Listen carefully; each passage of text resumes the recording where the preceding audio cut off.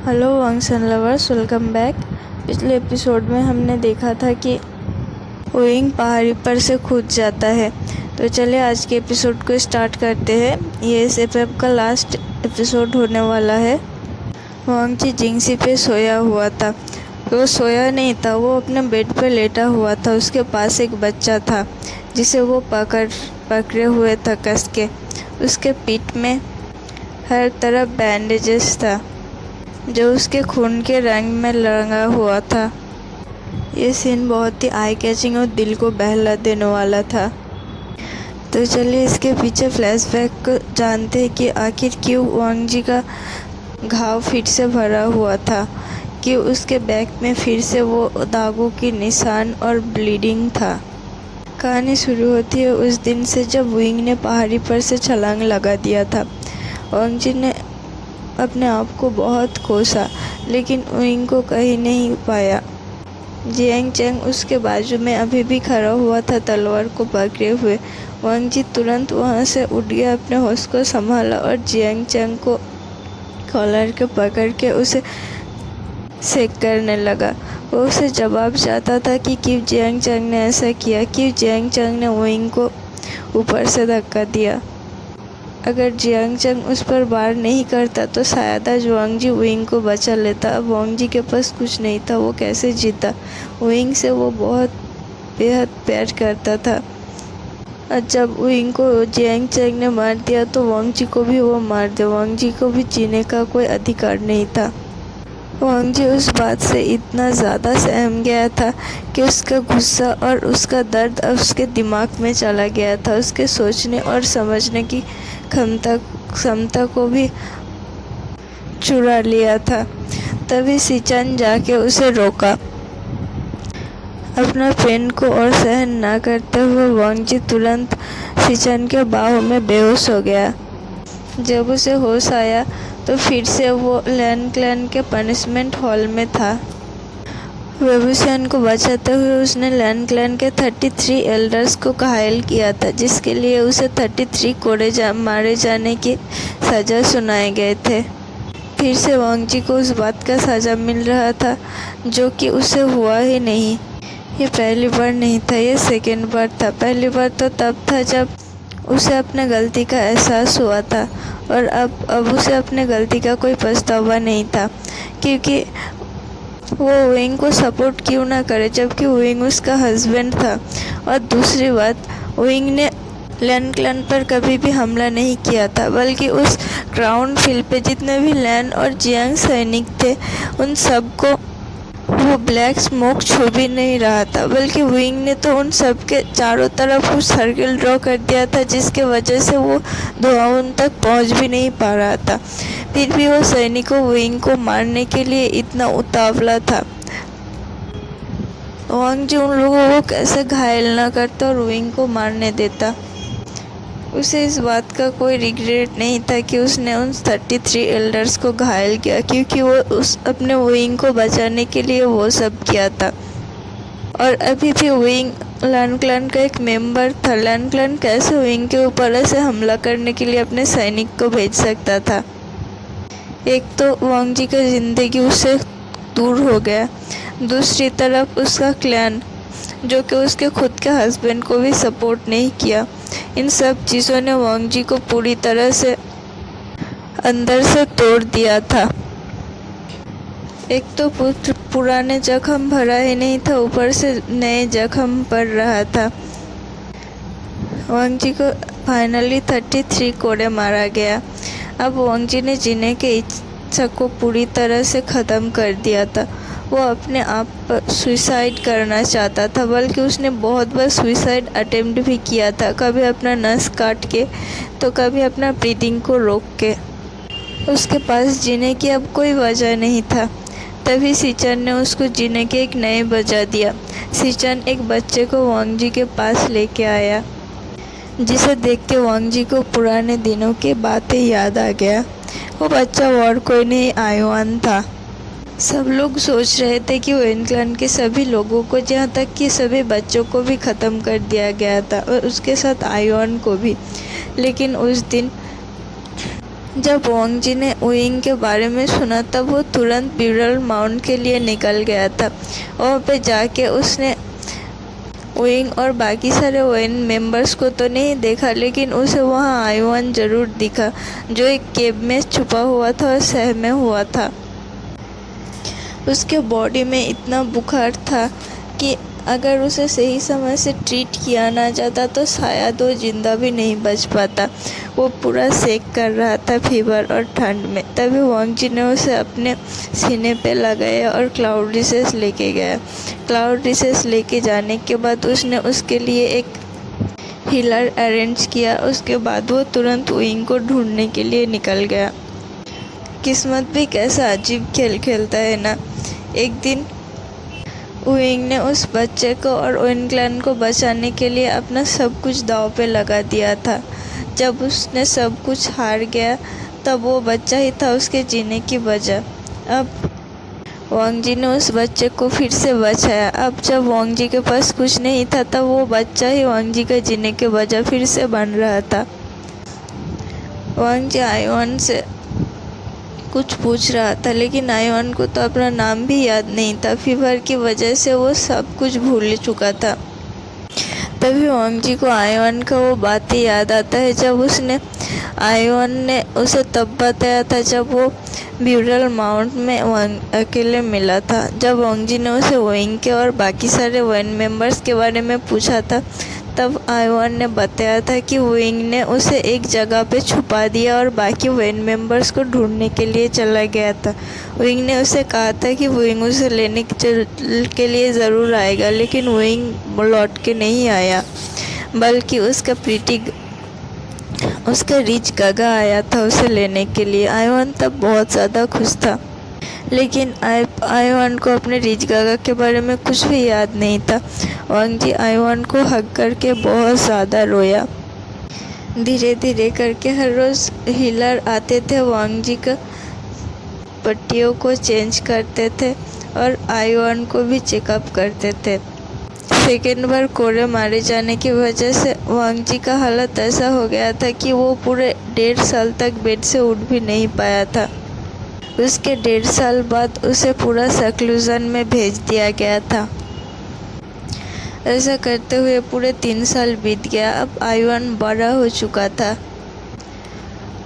वांग जी अपने हालत और अपने सेहत की वजह से आयुआन का ख्याल नहीं रख पाता था, लेकिन वांग जी के जगह लैन सिचन ने आयुआन का पूरा जिम्मेदारी अपने सर पे लिया था। उसे खिलाना, उसे नहलाना, उसे पढ़ाना, उसे बैटल की और फाइट की ट्रेनिंग देना।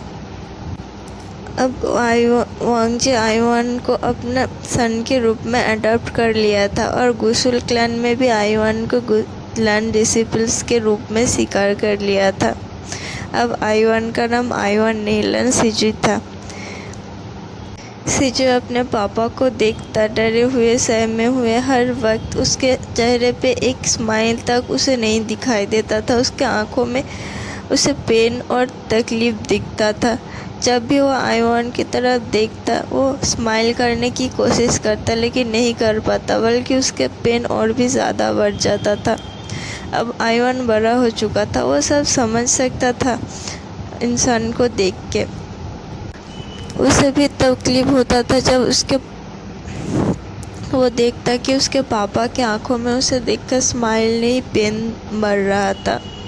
वो चाहता था कि उसके पापा उसके लिए हंसे, उसके तरफ स्माइल दे, उसे अच्छे से बात करे, लेकिन वांग जी कभी भी ऐसा नहीं करता। वो आयुआन से बात तो करता था अच्छे से, लेकिन उस बात में भी पेन था। एक दिन आयुआन ने वांग जी से पूछ ही लिया कि उसे क्या हुआ है कि वो कभी भी नहीं मुस्कुराता, जिसके बाद तो वांग जी के आंखों से आंसू निकल गया था। उसके बाद आयुआन ने डिसाइड किया था कि वो अपने फादर को कभी भी परेशान नहीं करेगा।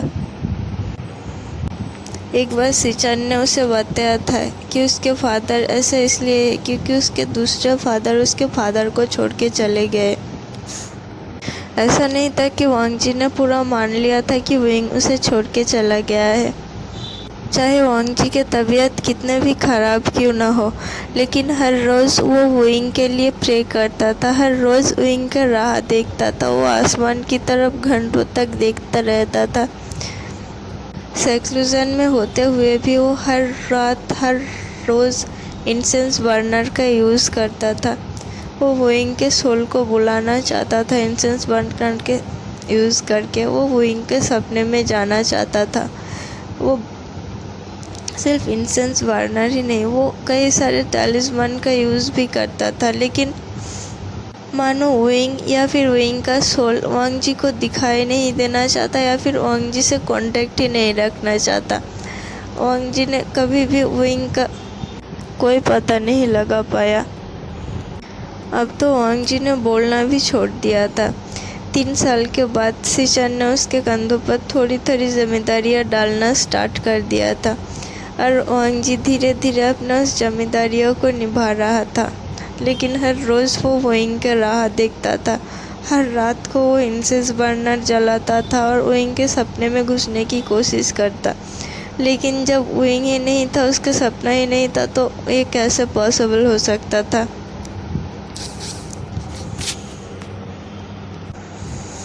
अब वांग जी बहुत ग्रेट कल्टीवेटर बन चुका था।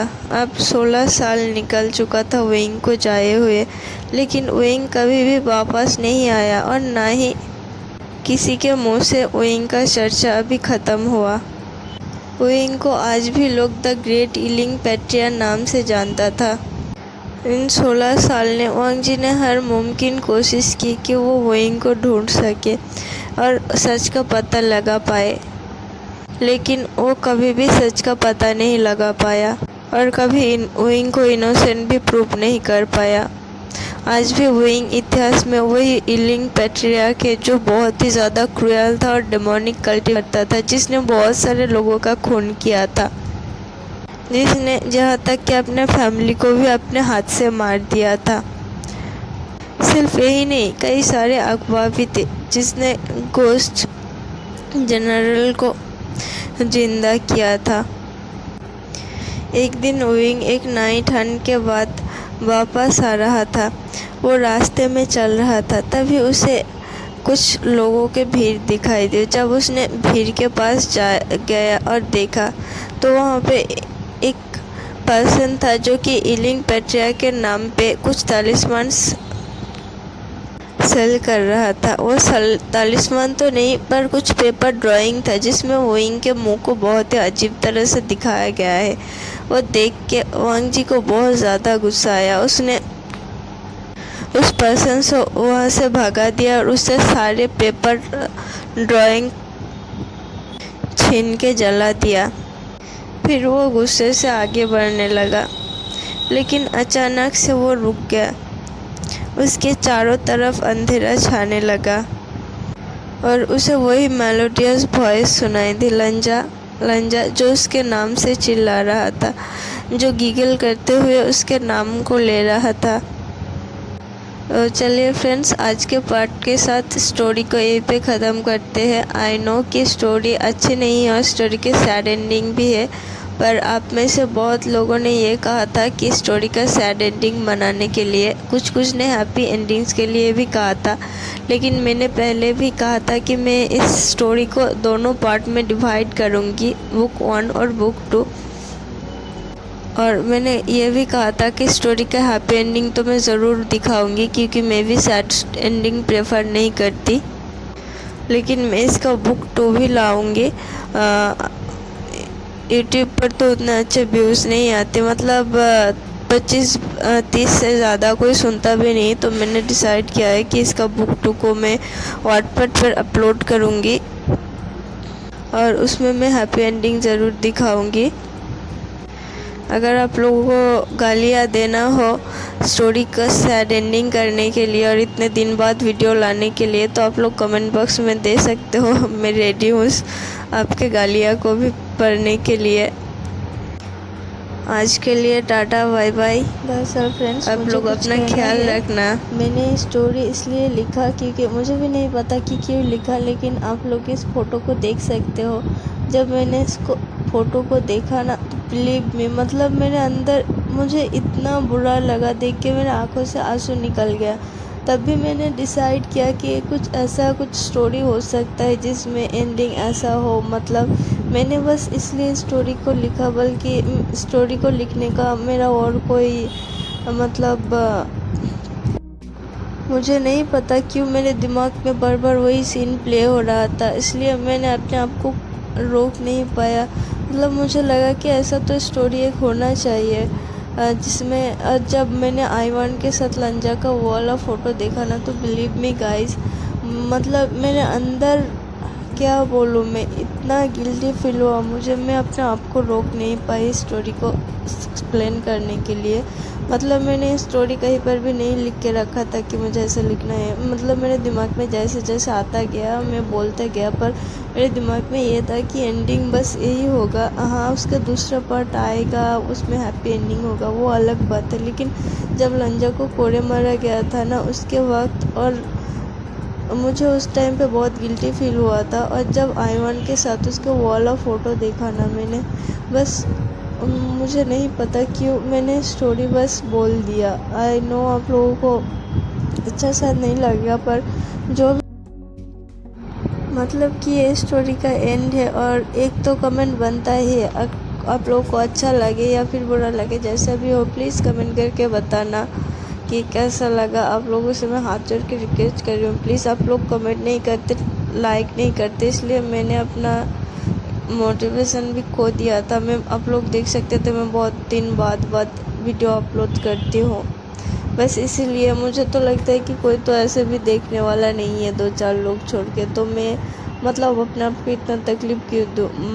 मुझे वैसे भी बहुत सारा काम रहता है, जॉब पे जाना रहता है, इंटरव्यू देने के लिए जाना रहता है, फिर आके घर का काम करना पड़ता है। उसके बाद जितना भी टाइम बचता है मैं उससे वीडियो बनाने की कोशिश करती हूँ। लेकिन आप लोग लाइक नहीं करोगे तो मेरे अंदर वो फीलिंग्स नहीं आती कि हाँ आज बनाना ही है। मतलब डिमांड होगा तब तो मतलब मोटिवेशन आएगा ना। खैर छोड़ो, अगर आपको अच्छा लगे तो प्लीज़ लाइक, कमेंट और